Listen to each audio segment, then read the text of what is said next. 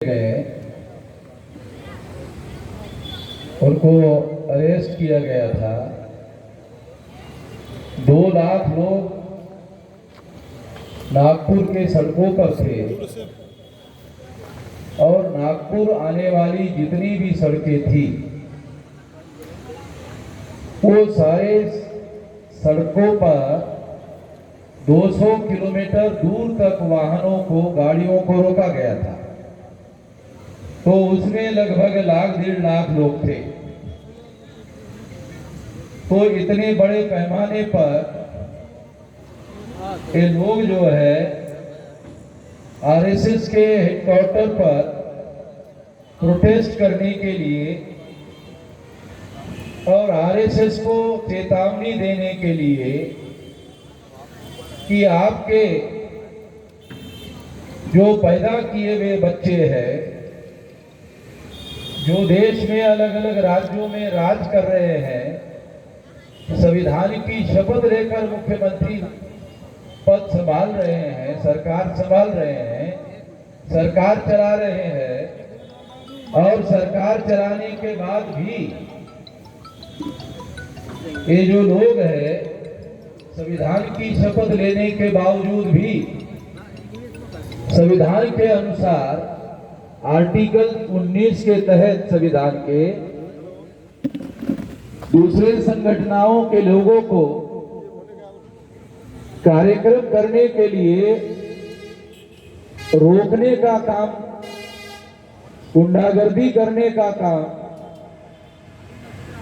RSS के पैदा किए हुए जो भाजपा के लोग हैं वो ऐसा कर रहे हैं।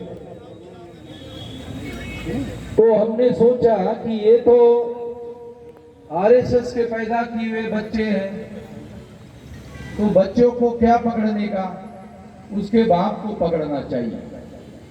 इसलिए हमने आरएसएस के हेडक्वार्टर पर ये चेतावनी देने के लिए प्रोटेस्ट मार्च निकाला था और इतने बड़े पैमाने पर भारी संख्या में, विशाल संख्या में लोग वहां आए थे। तो वहां पर लोगों को गैर कानूनी तरीके से रोकने का काम किया, मगर जब इतनी भारी संख्या में लोग आए और सरकार की या पुलिस की गाड़ियां कम पड़ी तो उन्होंने स्कूलों की गाड़ियां लगाई और प्राइवेट गाड़ियां लगाई। जितने लोग वो गाड़ियों में भरकर लेकर जाते थे उससे ज्यादा लोग दोबारा आ जाते थे। तो इस वजह से असिस्टेंट पुलिस कमिश्नर ने, जो नागपुर के असिस्टेंट पुलिस कमिश्नर थे, उन्होंने डॉक्टर विलास खरात को कहा कि आपने कई लाख लोग नागपुर में लाकर खड़े किए और हमें पता भी चलने नहीं दिया। ये शिवाजी महाराज का जो गनीमी कावा है वो आप लोगों ने चलाया, तो आप लोग कामयाब हो गए हैं, आप लोग सफल हो गए हैं और हम लोग विफल हो गए हैं। तो अभी ये कार्यक्रम आप लोग यहीं पर रोक दीजिए। साथियों, इस तरह की बातें असिस्टेंट पुलिस कमिश्नर को नागपुर में कहनी पड़ी और होम मिनिस्टर फडणवीस वहीं पर थे, उनके ही निगरानी नियंत्रण में ये सारा काम चल रहा था। उनके आदेश पर पुलिस कमिश्नर मुझे मिलने के लिए आए। सदर पुलिस चौकी में मुझे डिटेन करके रखा गया था।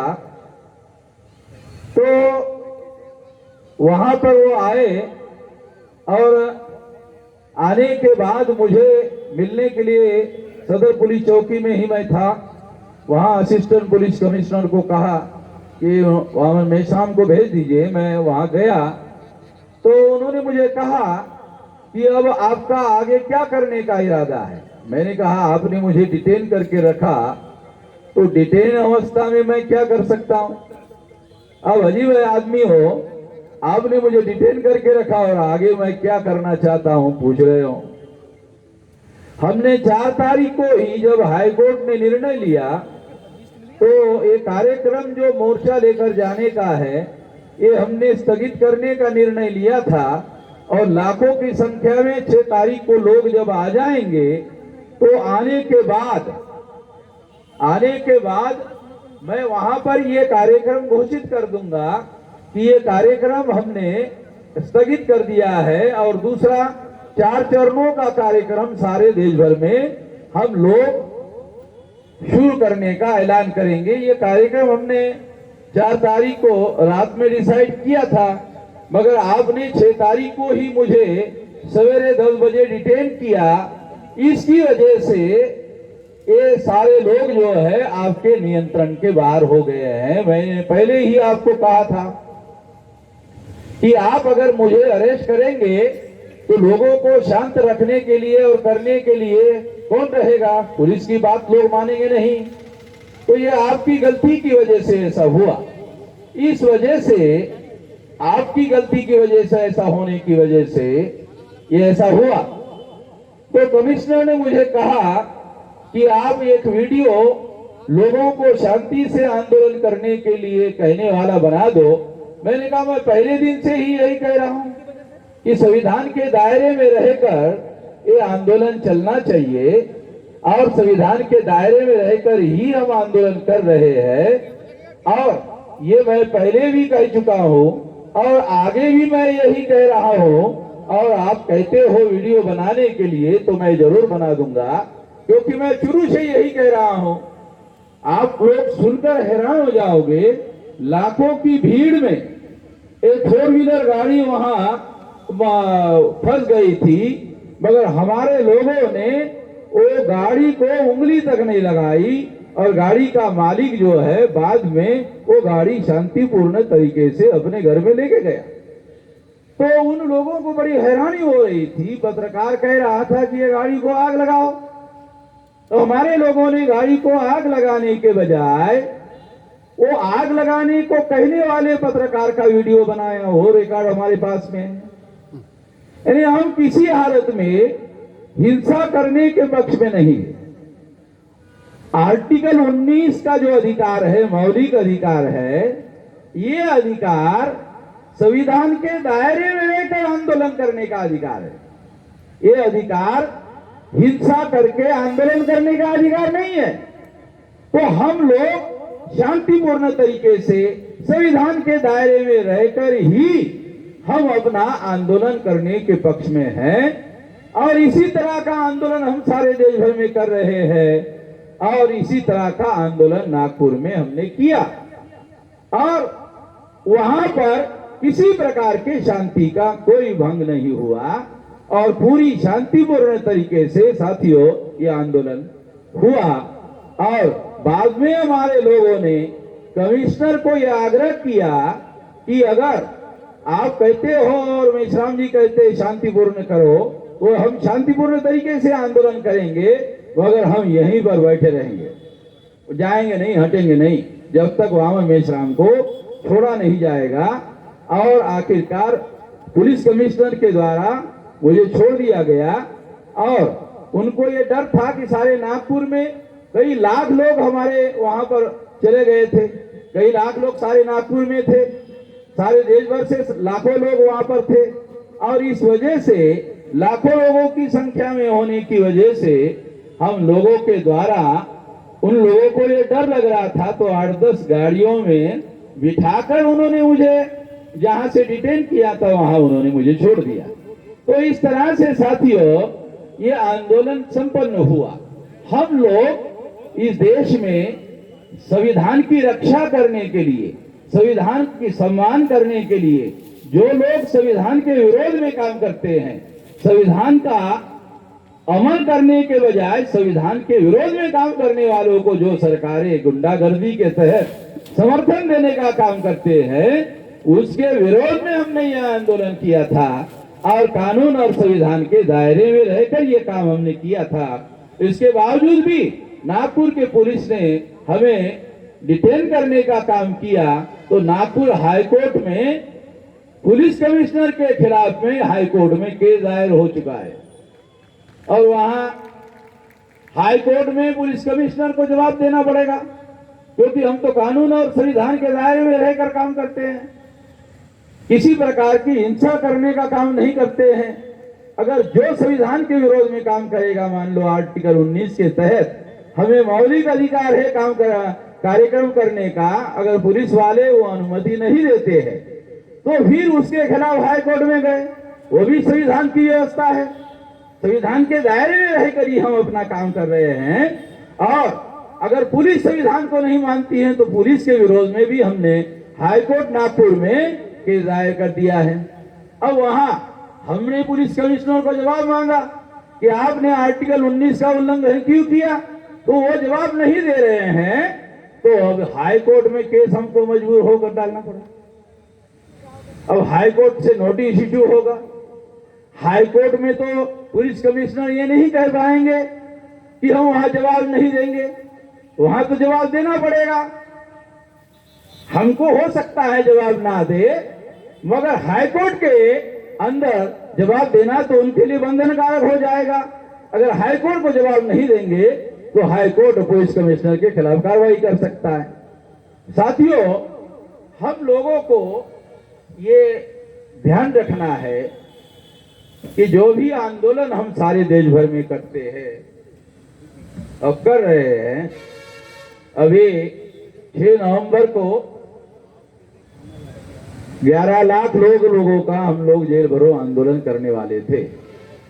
तो जो कि हमारा राष्ट्रीय अधिवेशन दिसंबर में है और उसकी तैयारी पर हम लोगों को ज्यादा जोर लगाना पड़ रहा है, इसलिए इस आंदोलन को 31 जनवरी को हमने पोस्टपोन कर दिया। तो 31 जनवरी को हम सारे देश भर में 11 लाख लोग जेल में जाएंगे और इसका रजिस्ट्रेशन सारे देश भर में शुरू हो गया है। यानी बाकायदा रजिस्टर करके 11 लाख लोग जेल भरो आंदोलन करेंगे। कानून के दायरे में, संविधान के दायरे में रहकर यह आंदोलन हम करेंगे, क्योंकि मैं कानून और संविधान का विरोध करके काम करने के बिल्कुल पक्षधर में नहीं हूं। संविधान के दायरे में रहकर हम लोगों को अधिकार मिले हुए हैं, संविधान के दायरे में रहकर अगर अधिकार मिले हैं तो संविधान के दायरे में रहकर ही हम लोग काम कर सकते हैं।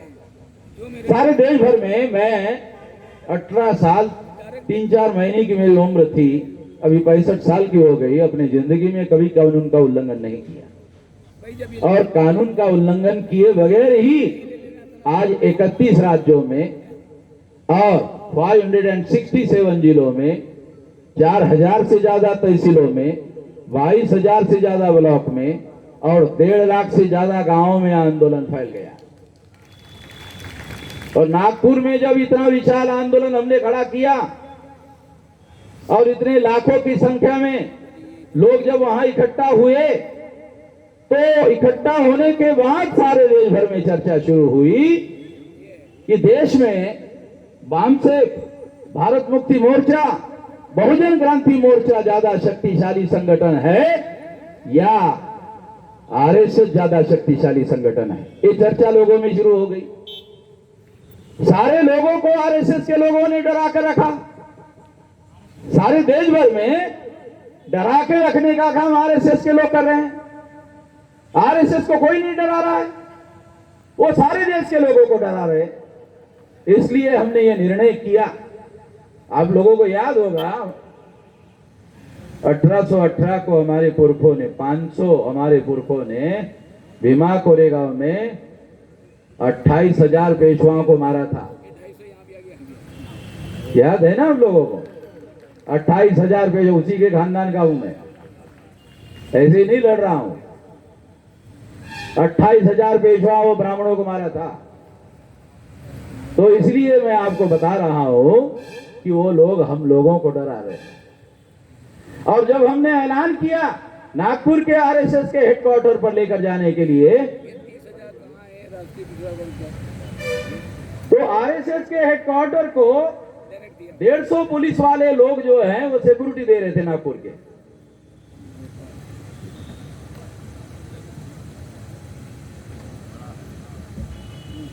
तो आरएसएस के लोगों ने सेंट्रल गवर्नमेंट को लिखा, ये तो नागपुर की पुलिस है, इसमें तो बहुत सारे वामन मेश्राम के लोग हैं, तो ये आरएसएस को हेडक्वार्टर को सिक्योरिटी कैसे देंगे? नहीं, ये स्टेट गवर्नमेंट की पुलिस नहीं चाहिए हमको। तो आरएसएस के लोगों ने सेंट्रल गवर्नमेंट को लिखा, तो सेंट्रल गवर्नमेंट ने सीआईएसएफ के पैरामिलिट्री फोर्सेस के लोगों को लगाया। ये सीआईएसएफ जो है सेंट्रल इंडस्ट्रियल सिक्योरिटी फोर्स के पैरामिलिट्री फोर्सेस को लगाया, तो 150 लोगों को लगाया। तो मैंने कहा, अरे तुम्हारे 28,000 पेशवा ब्राह्मणों को मेरे पुरखों ने 500 लोगों ने मारा, तो 150 से क्या होगा? है? कुछ अकल से तो काम लो, कुछ अकल से काम लो। जब 3-3.5 लाख लोग वहां नागपुर में इकट्ठा हुए, 8,000 पुलिस लगाने के बावजूद भी वो लोग कंट्रोल में नहीं हुए। 8,000 पुलिस। तब होम मिनिस्टर ने कमिश्नर को मेरे पास भेजा। 8,000 पुलिस लगाने के बाद भी जब कंट्रोल नहीं हुआ, तो होम मिनिस्टर ने मेरे पास कमिश्नर को मिलने के लिए भेजा। साथियों, मैं ये आप लोगों को बताना चाहता हूं कि जब ये हुआ तो होम मिनिस्टर जो फडणवीस था, वो उसने आरएसएस के लोगों को हेडक्वार्टर पर टेलीफोन से कहा कि ये बहुत लाखों की भीड़ है, कई लाख लोग हैं, ये आरएसएस के हेडक्वार्टर पर आ जाएंगे, ये आरएसएस के हेडक्वार्टर को लॉक करो और तुम चले जाओ। 6 तारीख को दोपहर के बाद आरएसएस के लोग चाबी लगाकर, लॉक लगाकर भाग गए।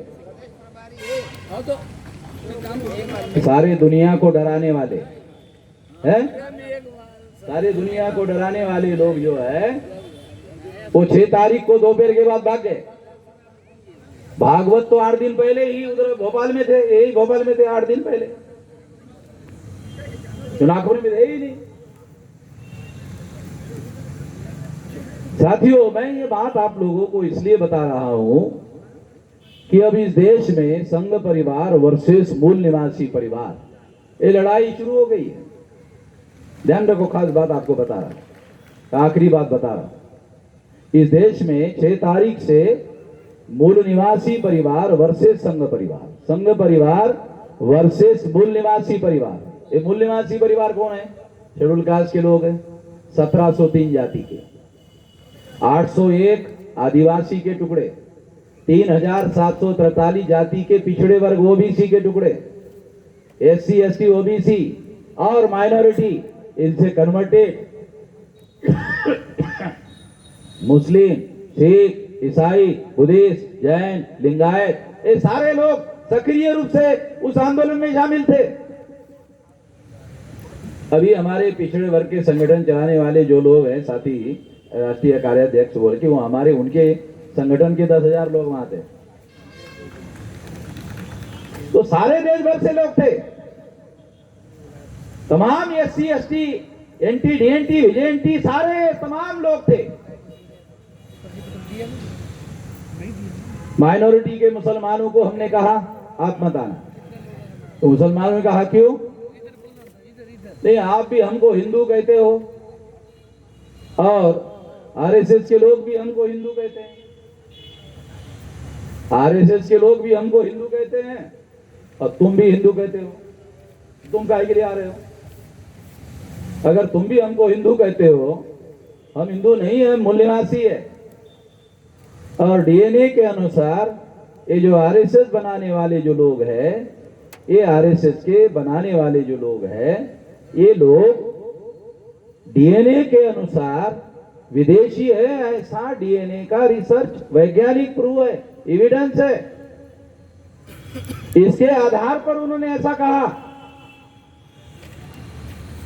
साथियों, तो मैं आप लोगों को ये कह रहा हूं कि 15 अगस्त 47 को अंग्रेज नाम का विदेशी चला गया और ब्राह्मण नाम का विदेशी भारत का हुक्मरान हो गया। उसी की कांग्रेस पार्टी है, उसी की भारतीय जनता पार्टी है, जिनकी संख्या देश में 3.5% है। उन लोगों के 5-5 नेशनल लेवल की पार्टियां हैं, उन्हीं लोगों ने सारा कब्जा किया हुआ है। नाम दिया था आजादी का आंदोलन, काम किया कब्जा करने का। ये तो सारा कब्जा करने का आंदोलन था, आजादी का आंदोलन कहा था।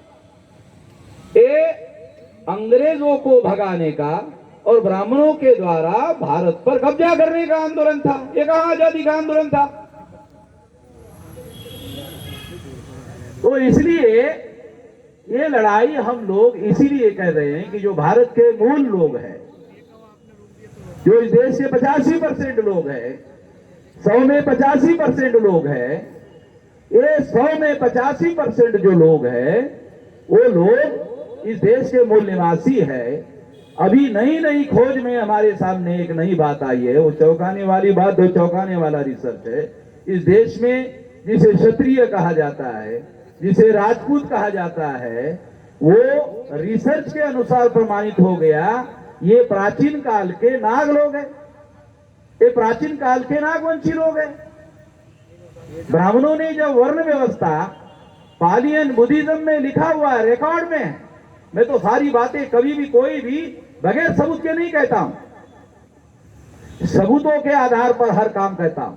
पालियन बुद्धिज्म के रिकॉर्ड में ये लिखा हुआ है, जब ब्राह्मणों ने पहली बार वर्ण व्यवस्था बनाई और घोषित की तो वर्ण व्यवस्था कैसी थी? क्षत्रिय, फिर ब्राह्मण, फिर वैश्य, फिर शूद्र, ऐसी बनाई। यानी वहां सबसे पहले ब्राह्मण नहीं थे, सबसे पहले क्षत्रिय। तो जो नाग लोग थे, जिन्होंने बाद में मौर्य साम्राज्य के आधार पर जो साम्राज्य स्थापित किया था, वो भी नाग लोग थे। तो उन लोगों का वर्ण व्यवस्था को समर्थन हासिल करने के लिए उन लोगों ने, ब्राह्मणों ने वर्ण व्यवस्था में पहले नंबर पर क्षत्रिय रखा, बाद में ब्राह्मण को रखा। मगर जब पुष्यमित्र शुंग नाम के ब्राह्मण ने सम्राट बृहदत्त मौर्य, जो चंद्रगुप्त मौर्य के खानदान का आखिरी वारिस था, उसकी हत्या कर दी। और हत्या करने के बाद जब उन्होंने ब्राह्मणों का राज स्थापित किया, उसके बाद उन्होंने वर्ण व्यवस्था बदल दी। जो पहले नंबर पर क्षत्रिय थे उसको उन्होंने दूसरे नंबर पर डाल दिया। पहले नंबर पर ब्राह्मण, दूसरे नंबर पर क्षत्रिय, तीसरे नंबर पर वैश्य, चौथे नंबर पर शूद्र। शेड्यूल कास्ट, शेड्यूल ट्राइब और नॉमिडिक ट्राइब के लोग तो वर्ण व्यवस्था में है ही नहीं। शेड्यूल कास्ट के लोग शूद्र नहीं है तो अछूत है। जिन बुद्धिस्ट मानने वाले लोगों ने ब्राह्मणों के धर्म को मानने से इनकार कर दिया, उनको ब्राह्मणों ने अछूत घोषित कर दिया। बाबा साहब आम्बेडकर ने रिसर्च करके बड़ा किताब लिखा, अनटचेबल, आप पढ़ लो। रिसर्च करके सिद्ध कर दिया कि ये जो अछूत लोग हैं ये पूर्व के बुद्धिस्ट लोग। रिसर्च करके प्रमाणित किया, 400 पेज का ग्रंथ लिख करके सबूतों के साथ शुरू कर दिया। और जो आदिवासी है वो तो वर्ण व्यवस्था के बाहर के लोग हैं, जो नॉमिडिक टाइप के लोग हैं वो भी वर्ण व्यवस्था के बाहर के लोग हैं। इसका मतलब है ब्राह्मण, क्षत्रिय, वैश्य, शूद्र, ये जो 4 वर्ण की व्यवस्था है उसके बाहर शेड्यूल कास्ट यानी अछूत लोग हैं, उसके बाद आदिवासी हैं, उसके बाद नॉमिडिक ट्राइब है। ये तो वर्ण व्यवस्था के बाहर के लोग हैं। हमारे लोगों को ये जानकारी नहीं है। मैं ये नहीं कह रहा हूं ज्ञान नहीं है, मैं कह रहा हूं हमारे लोगों को जानकारी नहीं है। और ये सारा का सारा यूरेशियन ब्राह्मणों ने, जो डीएनए के अनुसार विदेशी लोग हैं, और उन विदेशी लोगों ने यहाँ के मूल निवासी लोगों को 6000 जाति, 6247 जाति के टुकड़ों में बांटा। बांटने के लिए वर्ण व्यवस्था बनाई, बांटने के लिए जाति व्यवस्था बनाई, बांटने के लिए छूत अछूत का व्यवहार जो है समाज में पैदा किया, ये सारा का सारा ब्राह्मणों ने किया। और ये सारा का सारा ब्राह्मणों के लिखित ग्रंथों में लिखा हुआ है, जिसके प्रमाण के आधार पर मैं ये बातें आप लोगों को बता रहा हूं। और ये बात मैं आज नहीं 22 साल से बोल रहा हूं। और कोई ब्राह्मण कोर्ट में नहीं गया। कोर्ट में गया तो सारे के सारे सबूत जो है वो मैं कोर्ट में दे दूंगा। सारे सबूत, अगर सबूत नहीं मिलते हैं तो लंदन में अंग्रेजों ने जाकर लेके गए तो वहां सारे सबूत रखे हुए हैं, सारे डॉक्यूमेंट्री एविडेंस है। साथियों, मैं केवल कह रहा हूं, मैं आपको जो बात बता रहा हूं बहुत खास बात समझा रहा हूं। क्या कि उन्होंने हजारों सालों से हमारे साथ, हमारे ऊपर अन्याय किया। उन लोगों ने हजारों सालों से हमारे ऊपर अन्याय किया। मैं कह रहा हूं उन्होंने किया। देखो, दो चीजों का फर्क समझो। उन लोगों ने हमारे ऊपर हजारों साल से अन्याय अत्याचार किया। अन्याय अत्याचार किया, वो मैं कह रहा हूं, केवल कुछ कर नहीं रहा। उन्होंने किया, मैं कह रहा हूं। तो कहने के लिए भी इन लोगों को मेची लगती है। क्यों कह रहे हो? हमने तुम पर अत्याचार किया, ये तुम लोगों को कह क्यों रहे हो? अजीब किस्म की बात है। भारत के संविधान में आर्टिकल 19 में संगठन बनाने का, संगठन संचालन करने का और अभिव्यक्ति की आजादी का, विचार की आजादी का और अपने विचार और अपनी जानकारी लोगों को बताने का मौलिक अधिकार है। ये किसी के रहमो करम पर नहीं है। ये जो अभिव्यक्ति की आजादी है, ये किसी सरकारों के रहमो करम पर नहीं है। आर्टिकल 32 में ये मौलिक अधिकार की गारंटी दी हुई है। और आज तक सुप्रीम कोर्ट के जितने भी फैसले आए हैं आर्टिकल 19 के तहत, उसको उन्होंने, सुप्रीम कोर्ट ने कहा, भारत की प्रजा को, भारत के नागरिकों को कानून और संविधान के दायरे में रहकर आंदोलन करने का अधिकार है। सुप्रीम कोर्ट के द्वारा एक से ज्यादा कई बार फैसले आ चुके। उसी फैसले के तहत अभी मैं आपको एक और किस्सा बताता हूं। 2 अक्टूबर को सुप्रीम कोर्ट ने एक और फैसला दिया। वो फैसला क्या है कि प्रिवेंटिव डिटेंशन, आंदोलन करने वाले लोगों को पुलिस वाले क्या करते हैं कि आंदोलन ना हो पहले ही अरेस्ट कर लेते हैं। तो 2 अक्टूबर को सुप्रीम कोर्ट ने फैसला दिया, preventive detention illegal and unconstitutional. Preventive detention यानी आंदोलन करने का अधिकार मौलिक अधिकार है, वो आंदोलन ना हो सके पुलिस वाले पहले अरेस्ट कर लेते हैं। तो 2 अक्टूबर को सुप्रीम कोर्ट ने घोषित किया preventive detention illegal and unconstitutional, यह असंवैधानिक है। आपको किसी भी पुलिस को और अथॉरिटीज को किसी नागरिक को आंदोलन करने से और करने के पहले डिटेंशन करने का कोई अधिकार नहीं है। अभी मैं सुप्रीम कोर्ट में जा रहा हूं कि भविष्य में सुप्रीम कोर्ट केवल इल्लीगल घोषित ना करे, बल्कि जिन अधिकारियों ने इल्लीगल काम किया उस पर कार्रवाई का आदेश दे। ये अभी केस में सुप्रीम, अभी मैं दिल्ली से आया, अभी भोपाल में दिल्ली से ही आया। कपिल सिब्बल और प्रशांत भूषण जो सुप्रीम कोर्ट के बड़े लॉयर है, उन लोगों को हमने यही कहा कि अभी सुप्रीम कोर्ट में केस दायर करो कि जो अधिकारी आर्टिकल 19 के तहत प्रिवेंटिव डिटेंशन करते हैं, केवल इसे इल्लीगल घोषित ना किया जाए, बल्कि इल्लीगल काम करने वाले अधिकारियों के विरोध में कार्रवाई करने का आदेश दे। एक केस में लेकर गया अभी नागपुर के रेफरेंस में, वैसे तो सारे देश भर में होते हैं, मगर मैं अपने रेफरेंस में ये केस जो है सुप्रीम कोर्ट में लेके जा रहा हूं। मैं सुप्रीम कोर्ट में इसलिए लेके जा रहा हूं क्योंकि मैं कानून और संविधान के दायरे में काम करने का आदी हूं। तो अगर दूसरे लोग कानून और संविधान के दायरे में रहकर काम नहीं करते हैं तो कानून और संविधान का वो उल्लंघन करते हैं, मैं तो नहीं करता हूं।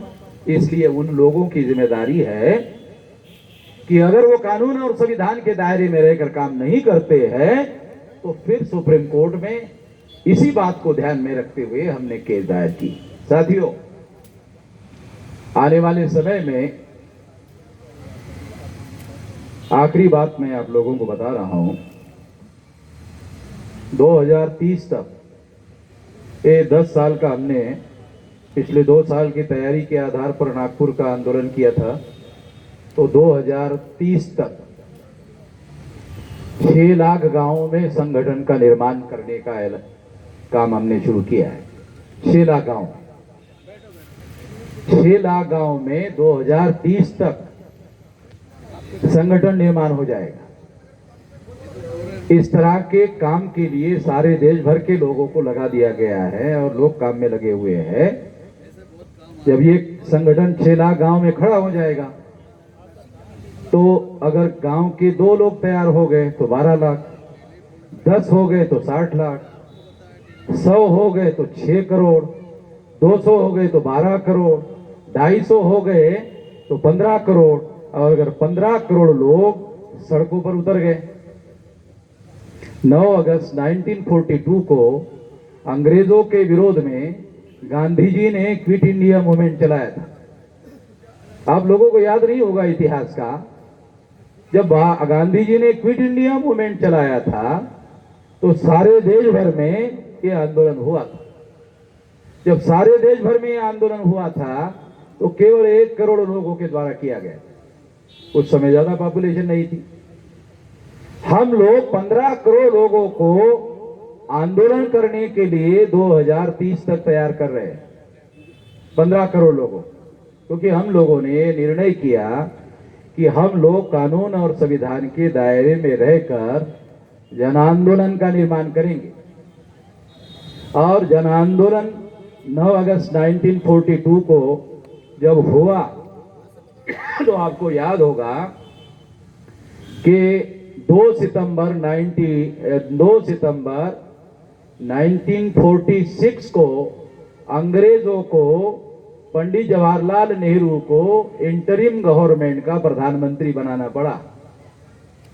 गई सरकार अंग्रेजों की, और अंग्रेजों ने पंडित जवाहरलाल नेहरू को 2 सितंबर 1946 को इंटरिम गवर्नमेंट का प्रधानमंत्री बनाया। हिस्टोरिकल उदाहरण दे रहा हूं, क्या हो सकता है, क्या हो सकता है। जो पहले हुआ कोई नई बात नहीं बता रहा हूं। दूसरी बात, अन्ना हजारे ने दिल्ली में आंदोलन चलाया, न कांग्रेस की सरकार रही न बीजेपी की सरकार रही, तो सरकार केजरीवाल किया है। आपके सामने की बात, आंदोलन की बदौलत हुआ ना, आंदोलन चलाया हुआ है। आसाम में प्रफुल्ल कुमार मोहंता वो लॉ में पढ़ रहा था और विद्यार्थियों का संगठन चला रहा था। आसाम में जब आंदोलन चला तो उस आंदोलन के बदौलत प्रफुल्ल कुमार मोहंता आसाम का चीफ मिनिस्टर हो गया। तो वही इतिहास के उदाहरण बता रहा हूं, कोई काल्पनिक कहानियां नहीं बता रहा हूं, कथा कहानियां। तो इसलिए साथियों, जो बात मैं आप लोगों को समझा रहा हूं, हमारे पास संविधान है, कानून और संविधान के दायरे में रहकर काम करो और लोगों को जागृत करो, लोगों को तैयार करो। अगर लोगों को आप जागृत करते हो, तैयार करते हो और जेल में जाने के लिए तैयार करते हो, जेल में जाने का क्या यार, जेल में जाना गौरव की बात है। जेल में चोरी कर रहे हो क्या? नहीं कर रहे। डकैती डाल रहे हो? नहीं कर रहे हो। अपने हक और अधिकार के लिए जो संविधान में लिखे हुए हैं, उस अधिकार के लिए अगर जेल में जाते हो, गौरव की बात है।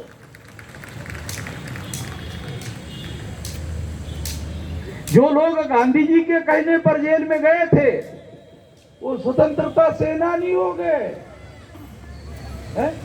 होगा कि नहीं?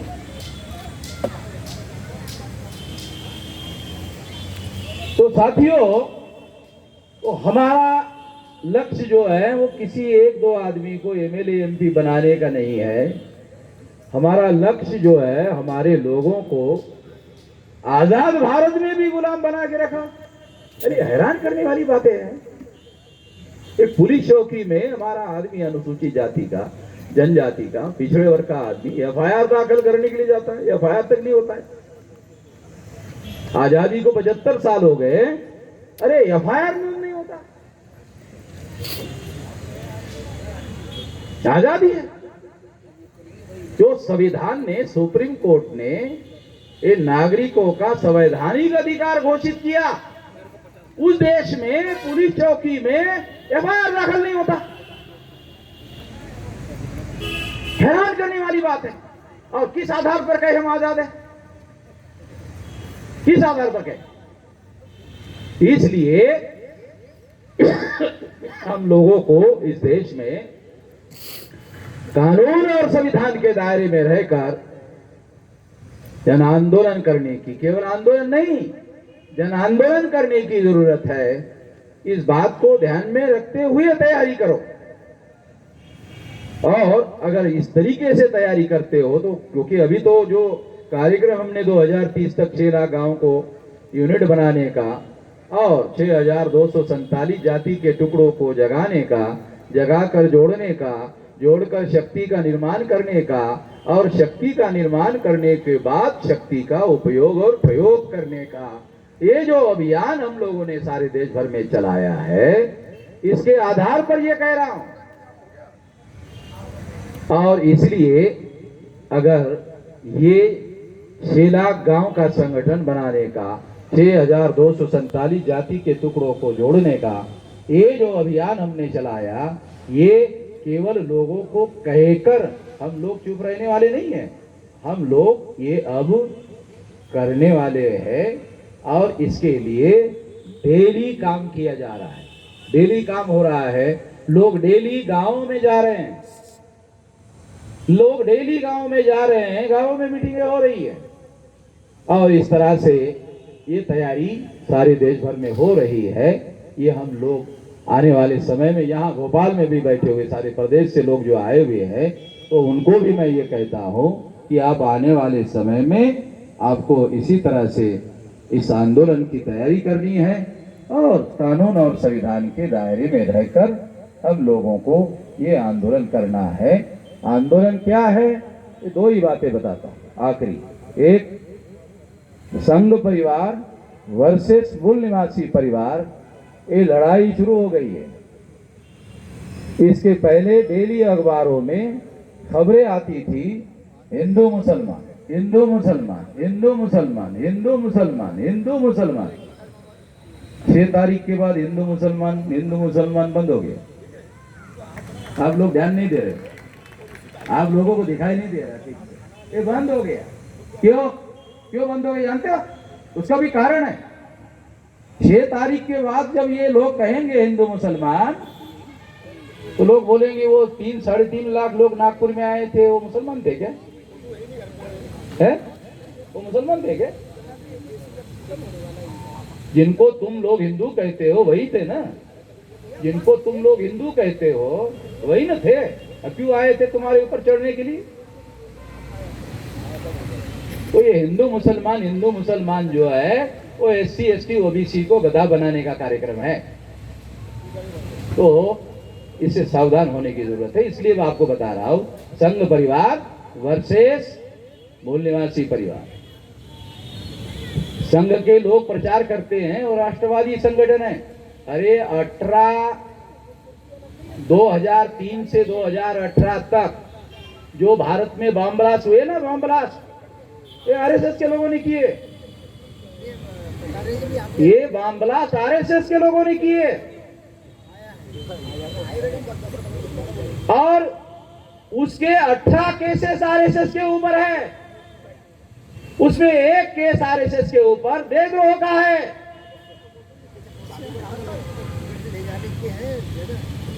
तो सारा डॉक्यूमेंट मेरे पास है।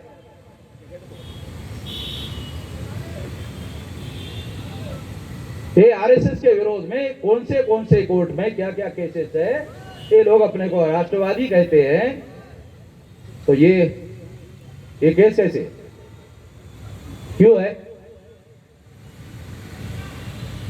हमारे ऊपर है कोई केस? हमने कोई कानून का उल्लंघन किया? अभी हमने वो कानपुर में पुलिस वालों ने हमारे खिलाफ में, उन्होंने गलत काम किया, उन्होंने हमारे खिलाफ किया, तो इलाहाबाद हाई कोर्ट में पुलिस के खिलाफ हमने केस दायर किया। जवाब देना नहीं पड़ रहा। अरे पुलिस वालों को इलाहाबाद हाई कोर्ट में क्या जवाब दे, समझ में नहीं आ रहा। झूठा केस दायर करेंगे तो जवाब दे पाएंगे? मैं तो कानून के विरोध में जा। पुलिस को एक सिंपल आरटीआई में पूछा गया, आप वामन मेश्राम के ऊपर वो तारीख को एफआईआर दाखिल किया कानपुर में, तुम साबित कर सकते हो वामन मेश्राम उस तारीख को कानपुर में था? मैं साबित कर सकता हूं कि मैं नहीं था। गधेपन की सारी हद होनी चाहिए है? कानपुर में मेरे खिलाफ व्यवहार है, मैं वहां हाजिर ही नहीं। मैं जहां हाजिर हूं उसका मेरे पास सबूत है, फिजिकल सबूत है। गधेपन की भी सारी हद होनी चाहिए। तो सामने वो कोई जवाब दे पाएगा इलाहाबाद हाई कोर्ट में? अरे मेरे को सुप्रीम कोर्ट में लड़ने वाले मुफ्त में वकील मेरी मैं कोई वकीलों को पैसा थोड़ी देता हूं, वकील से ही चंदा लेता हूं। मैं तो कफल गुजारी आदमी हूं, मैं तो लोगों से चंदा, अभी आपके सामने लोग दिया, लाइन लगाकर लोगों ने पैसा दिया। मेरे पास कहां पैसा है? ये कपड़े भी लोगों के दिए हुए, ये अंडरवियर भी लोगों का दिया हुआ है। मेरे पास तो 10 बाय 10 का साला झोपड़ी नहीं है। तो मैं आप लोगों को ये बता रहा हूं कि मेरी केस में सुप्रीम कोर्ट में लोग लड़ते हैं, एक नया पैसा मैं नहीं देता हूं किसी वकील को। क्यों? क्योंकि लोगों को मालूम है कि सच्चाई पर लड़ रहा हूं, गलत बात कोई कर नहीं रहा हूं, गलत काम का कोई उल्लंघन कर नहीं रहा हूं। कपिल सिब्बल का नाम आप लोगों ने सुना होगा, छोटा मोटा वकील है क्या? सुप्रीम कोर्ट के चीफ जस्टिस को मुंह पर सुना देता है। साथियों, मैं आप लोगों को ये खास बात बता रहा हूं कि ये लड़ाई 6 तारीख को संघ परिवार वर्सेस मूल निवासी परिवार, और मूल निवासी परिवार का मतलब जानते हो, 85%। दूसरी बात कहकर समाप्त कर देता हूं कि अब पहले भी कह चुका हूं, आखिरी कहकर समाप्त कर देता हूं। अब देश में चर्चा शुरू हो गई है। क्या मामसे भारत मुक्ति मोर्चा, बहुजन क्रांति मोर्चा ज्यादा शक्तिशाली संगठन है या आरएसएस ज्यादा शक्तिशाली है? जब 6 तारीख को यह सिद्ध हो गया कि आरएसएस के लोग आरएसएस के हेडक्वार्टर से छोड़ करके भाग गए, सिद्ध हो गया हम शक्तिशाली है। अगर वो होते तो क्यों भाग गए थे?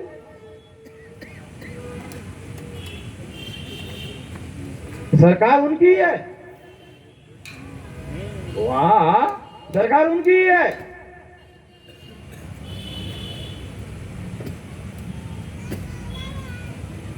तो वामसे भारत मुक्ति मोर्चा, बहुजन क्रांति मोर्चा ज्यादा शक्तिशाली संगठन है या आरएसएस ज्यादा शक्तिशाली संगठन है? ये 6 तारीख को फैसला हो गया। तो अब आप लोगों को फैसला करना है, हमारे समाज के लोगों को फैसला करना है। मूल निवासी के समर्थन में लोग खड़े हो जाएंगे, ज्यादा समय नहीं लगेगा देश में फैसला होने में। तो इतना ही मैं कहना चाहता हूं। आपने मेरी बात ध्यान से सुनी, इसके लिए आभार, धन्यवाद।